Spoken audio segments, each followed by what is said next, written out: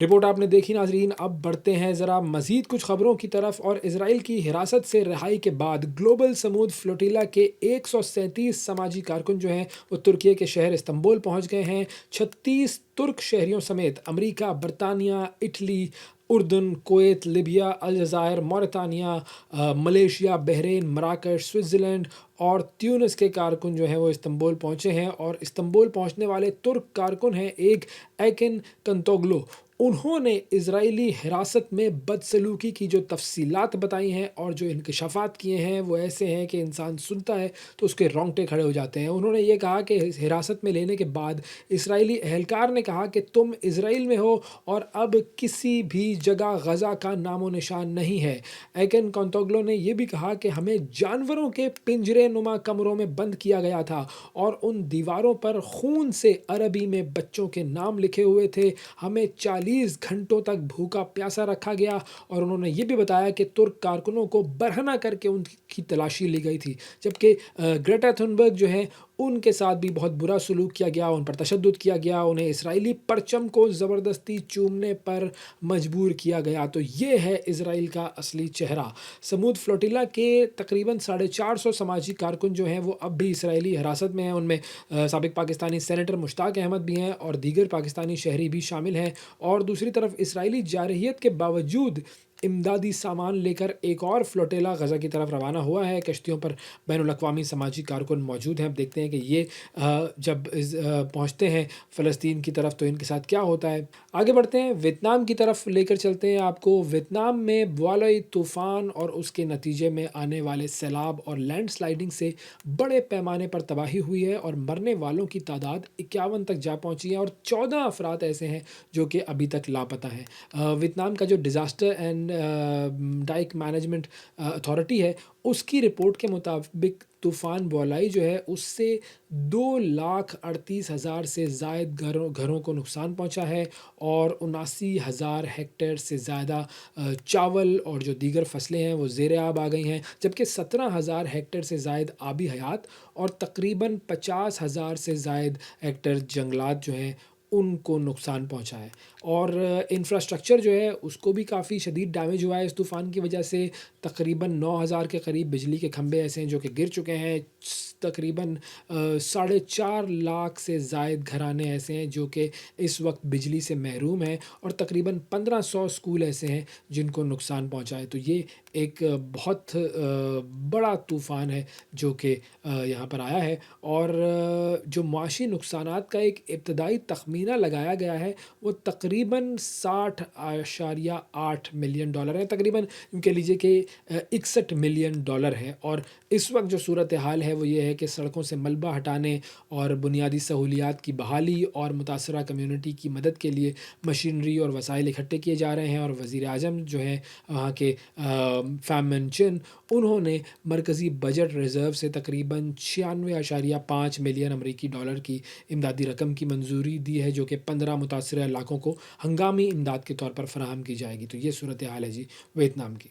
आगे बढ़ते हैं और बात करते हैं यूरोपीय मुल्क जॉर्जिया की। जॉर्जिया में सियासी हालात कशीदा हो गए हैं। बड़े पैमाने पर अवामी एहतजाज के दौरान मुजाहिरीन ने सदारती महल पर धावा बोल दिया और दारुल हुकूमत है यहाँ का तबलिसी, वहाँ पर होने वाले इन मुजाहिरों के दौरान मुजाहिरीन ने लिबर्टी स्क्वायर के करीब आग लगा दी। जो रुकावटें वहाँ पर लगाई गई थी उन रुकावटों को आग लगा दी।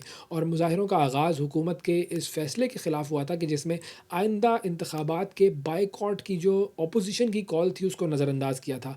बड़ी तादाद आवाम की सड़कों पर आ गई और उन्होंने हुकूमत मुखालिफ नारेबाजी की। सिक्योरिटी फोर्सेस ने काफ़ी कोशिश की कि मुजाहिरीन को मुंतशिर किया जाए। आंसू गैस का इस्तेमाल हुआ, लाठी चार्ज का इस्तेमाल हुआ। कई मुकामात पर सूरत हाल जो है वो काबू से बाहर हो गई थी। और जो रिपोर्ट्स हैं उनके मुताबिक एहतजाजी कारकुनान हुकूमत पर ये इल्ज़ाम आयद कर रहे हैं कि वो शफ़ाफ इंतखाबात से गुरेज कर रहे हैं, जबकि अपोजिशन ने इन इक़दामात को जमहूरियत के लिए ख़तरा करार दिया है।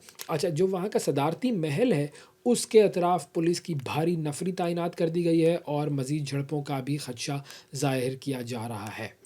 अमेरिका की बात कर लेते हैं अब। अमेरिका में सदर डोनाल्ड ट्रंप ने शिकागो में बढ़ती हुई जराइम की शरह के ख़िलाफ़ 300 नेशनल गार्ड फ़ौजियों की तैनाती की इजाज़त दे दी है। और ये फ़ैसला उस वक्त आया है कि जब इमिग्रेशन हुकाम ने मुजाहिरीन के साथ झड़पों के दौरान एक मुसल्लह खातून को गोली मार दी, और रियासती और जो मकामी रहनुमा हैं उन्होंने डोनाल्ड ट्रंप के इस इकदाम की सख्त तनकीद की है उस पर, और सख्त मुखालफत की है और उसे ताकत का गलत इस्तेमाल करार दिया है। और ओरेगोन की अगर हम बात करें तो वहाँ के एक वफाकी जज हैं, उन्होंने ट्रंप इंतज़ामिया की 200 फ़ौजियों की तैनाती को आर्जी तौर पर रोक दिया है। उनका कहना यह है कि ये इकदाम आइन की खिलाफ वर्जी है और रियासत की जो खुद मुख्तारी है उसको चैलेंज करता है। तो शिकागो में इस वक्त मुजाहरे जारी हैं, ख़ास तौर पर इमिग्रेशन नाफिज करने के ख़िलाफ़, और ट्रंप ने यह कहा है कि वो कानून की खिलाफ वर्जी को बिल्कुल बर्दाश्त नहीं करेंगे।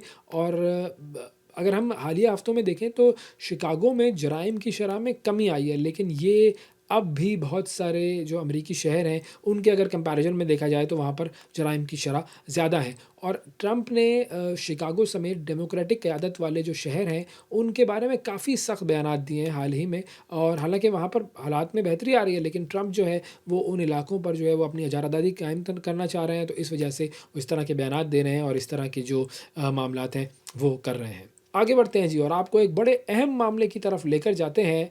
भारत जो है उसके बारे में हम जानते हैं कि हमेशा भारत ने प्रोपेगेंडा मूवीज़ बनाई है, और अब ख़ास तौर पर एक मूवीज़ का एक दौर चल निकला है कि जिसमें मुसलमानों को बुरा कहा जाता है, मुसलमानों को बुरा दिखाया जाता है, और जो तारीख़ है, जो कि भारत की तारीख़ है, उस तारीख़ को मिटाया जा रहा है। पहले औरंगज़ेब जो बादशाह था उसके हवाले से हमारे सामने कंट्रोवर्सी आई फ़िल्म के ज़रिए। उसके अलावा फिर बहुत सारे जो नाम हैं ऐसे जो कि मुसलमान बादशाहों के हैं या मुसलमान पर्सनालिटीज़ के हैं उनको तब्दील किया जा रहा है। अब एक मूवी का ये एक टीज़र रिलीज़ हुआ है, और इस मूवी का नाम है द ताज स्टोरी। और कहा यह जा रहा है कि ये मूवी जो है ये ताज महल के बारे में प्रोपेगेंडा है, लेकिन इसको कुछ तारीख़ी हक़ाइक़ के साथ तोड़ मोड़ कर पेश किया गया है, और एक ऐसा प्रोपेगेंडा बनाया गया है कि लोग जो हैं वो कंफ्यूज हो जाएं। खुर्रम सुहेल साहब हमारे साथ मौजूद हैं, फ़िल्म एनालिस्ट हैं सीनियर, और उनसे हम इस हवाले से बात करते हैं। अस्सलाम वालेकुम खुर्रम साहब। वालेकुम अस्सलाम। बाबरी मस्जिद के बाद अब ये तारीख़ी विरसा है ताज महल, और ताज महल को अब लग तो ये रहा है कि मुतनाज़ा किया जा रहा है। आप क्या एजेंडा देख रहे हैं इस पूरी सिचुएशन के पीछे? देखिए, जब तक भारत में बीजेपी की हुकूमत है तब तक इस तरह के मज़मूम जो है वो मकासद पूरी करती हुई कई चीज़ें नज़र आएंगी। जैसा आपने अभी कहा, बाबरी मस्जिद का तनाज़ा रहा, फिर उसके बाद अब ये ताज महल को मुतनाज़ बनाने की कोशिश कर रहे हैं। सिवाय इसके इसमें कोई बात नहीं है दूसरी कि ये अपनी शर्मिंदगी और अपनी तज़लील और अपनी जो जिसे कहना चाहिए चुल्लू भर पानी में डूब मरने की बजाय उसको और उछालने की कोशिश कर रहे हैं।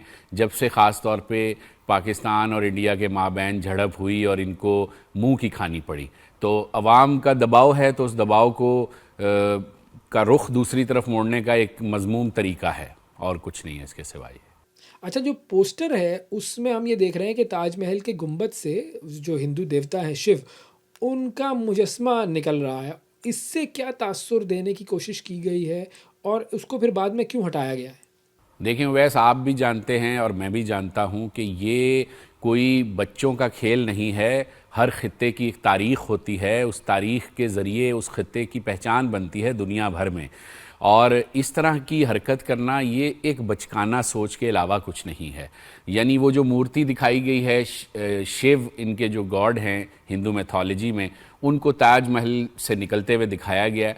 तो अब ये कोई ना इसका कोई सर है ना कोई इसका पैर है, और इसके पीछे जो क्लेम उनका है जो कि वो चाहते हैं कि वो हो, बहुत अरसे से इस पर बात वो कर रहे हैं, वो यही है कि यहाँ शिव का मंदिर था, और कुछ और जो मुख्तलिफ़ लोगों ने बात की कि कोई कहता है कि ये हिंदू लेगेसी की जगह थी, और मुख्तलिफ़ बातें करते हैं। और अब इस फिल्म के ज़रिए इन्होंने कोशिश की है, लेकिन आप देखिए कि उनको मुंह की खानी पड़ी है, और इस पर जिस कदर उन्हें ट्रोलिंग और जलालत का सामना हुआ है, और मुख्तलिफ़ हिस्टोरियन ने, दुनिया भर के बड़े बड़े हिस्टोरियन ने उनका मजाक उड़ाया है। अगर विलियम डेलप्रल को हम देखें जो कि इंडियन पर एक बहुत बड़े मुस्तनद आलमी शोहरत याफ्ता मौरख़ हैं, तो उन्होंने इसको सिर्फ बकवास करार दिया है कि ऐसा कुछ भी नहीं है तारीख़ी तौर पे।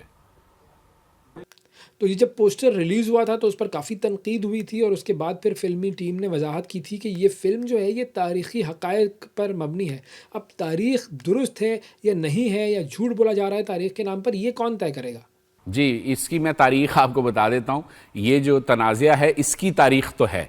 ताजमहल की तारीख़ के बारे में तो दुनिया जानती है, लेकिन इस तनाज़े को तश्कील जो दिया गया, इसकी जो शक्ल बनाई गई, वो आज से कुछ अरसा पहले 1989 में एक इंडियन हिस्टोरियन हैं P.N. ओक के नाम से, उन्होंने एक किताब लिखी और उसमें उन्होंने ये मनगढ़ंत ख़याल बयान किया कि ये जो ताजमहल है इसकी जगह कभी शिव का मंदिर होता था। और मज़े की बात है कि उसी मुल्क के उसी सतह के एक बहुत बड़ी मौर्रिख़ हैं डॉक्टर राचिका शर्मा, उन्होंने तरदीद की कि आपने ये गलत लिखा है और ऐसा बिल्कुल नहीं है।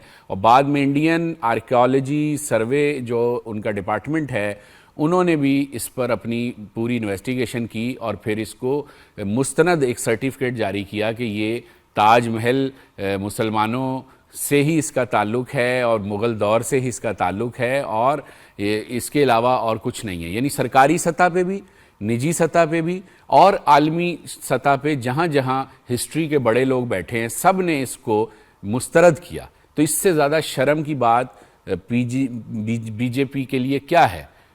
इससे ज़्यादा शर्म की बात मैं नहीं समझता कि उनके लिए कोई है। और अभी भी अगर इन्होंने सबक नहीं सीखा तो ये मज़ीद ज़लालत और तज़लील का शिकार होंगे और सिवाय इन्हें खजालत के और कुछ नहीं मिलेगा।